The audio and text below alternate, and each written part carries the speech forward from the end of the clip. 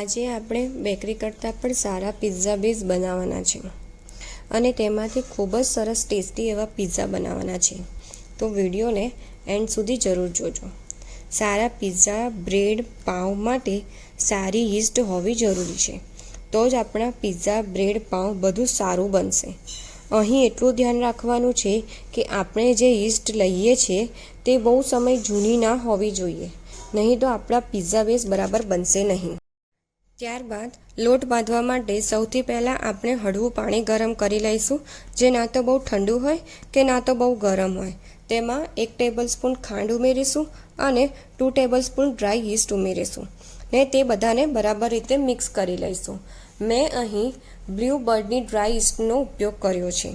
હવે જ્યાં સુધી ખાંડ ઓગળે ના ત્યાં સુધી તેને હલાવીને 15 મિનિટ માટે ઢાંકીને રેસ્ટ આપીશું, જેથી યીસ્ટ બરાબર રીતે એક્ટિવેટેડ થઈ જાય. ત્યારબાદ અહીં મેં 2 કપ જેટલો મેદાનો લોટ લીધેલો છે, જે વજનમાં 250 ગ્રામ જેટલો છે. અહીં આપણી યીસ્ટ સરસ રીતે એક્ટિવેટ થઈ ગઈ છે. તો લોટની અંદર 1 ચમચી મીઠું, 1 ચમચી ખાંડ અને થોડો પિઝા સિઝનિંગ મસાલો ઉમેરીશું અને આજે આપણે લોટ પણ થોડો ફ્લેવરફુલ બનાવીશું. હવે આપણે જે યીસ્ટવાળું મિશ્રણ તૈયાર કર્યું છે તે થોડું થોડું કરીને અંદર ઉમેરતા જઈશું અને એક સોફ્ટ લોટ બનાવીને તૈયાર કરીશું. ત્યારબાદ મેં અહીં થોડું થોડું કરીને અડધો કપ જેટલું પાણી એડ કર્યું છે અને સોફ્ટ લોટ બાંધીને તૈયાર કર્યો છે. હવે આપણે કિચન પ્લેટફોર્મને બરાબર સાફ કરી તેના ઉપર તેલ લગાવીને લોટને 7થી 8 મિનિટ માટે બરાબર મસળી લઈશું. લોટને મસળવાથી આપણો પિઝા બેઝ એકદમ સરસ બને છે.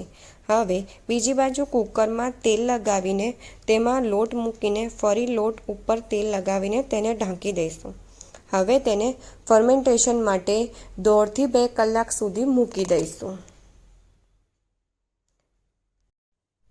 હવે 2 કલાક બાદ તમે જોઈ શકો છો કે આપણો લોટ સરસ જાળીદાર થઈ ગયો છે અને સરસ રીતે ફર્મેન્ટ થઈ ગયો છે. તો હવે કિચન પ્લેટફોર્મને સાફ કરીને લોટને બહાર નીકાળીને થોડીવાર મસળી લઈશું, જેથી આપણો પિઝા બેઝ એકદમ સોફ્ટ અને જાળીવાળો બને. તો ફાઇનલી આપણો પિઝા બેઝનો લોટ તૈયાર છે. હવે તેને સરખા ભાગમાં કટ કરી લઈશું અને તેના સરખા લુવા કરી લઈશું. હવે કિચન પ્લેટફોર્મ પર થોડો મેદાનો લોટ છાંટીને તેને સરખી રીતે આપણે વણી લઈશું. પિઝા બેઝ બહુ મોટા પણ ના હોવા જોઈએ અને બહુ પતલા પણ ના હોવા જોઈએ, તે રીતે આપણે એને વણીને તૈયાર કરી લઈશું.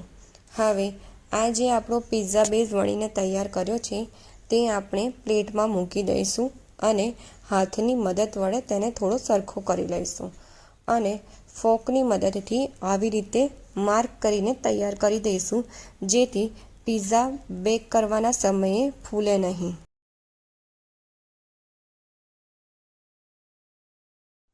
એવી જ રીતે બધા પિઝા બેઝ વણીને તૈયાર કરી લઈશું અને 10 થી 15 મિનિટ સાફ કપડાથી ઢાંકીને રેસ્ટ આપીશું, જેથી પિઝા બેઝ સારી રીતે ફૂલી જાય. હવે અહીં ઓવનને આપણે 180 ડિગ્રી સેલ્સિયસ પર પ્રીહીટ કરીશું.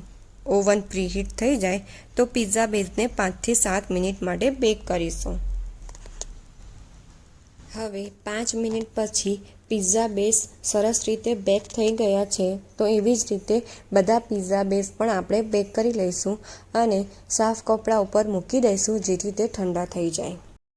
તો આપણે હવે પિઝા બનાવવાની શરૂઆત કરીશું.